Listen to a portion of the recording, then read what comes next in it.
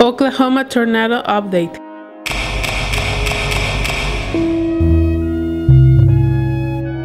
Hello YouTubers, the Oklahoma tornado death toll first was reported on Monday as 91 persons, but on Tuesday officers reported that the numbers were wrong and the real number is 24 persons plus 233 injured persons.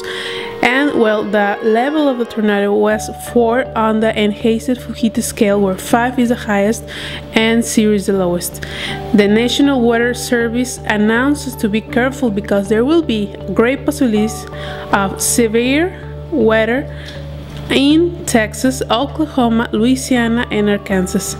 And if you live near where the tornado struck, I'm going to leave you in the description the link for a Facebook group where you can post things that you are looking or things that you just found, so they can go with her owners.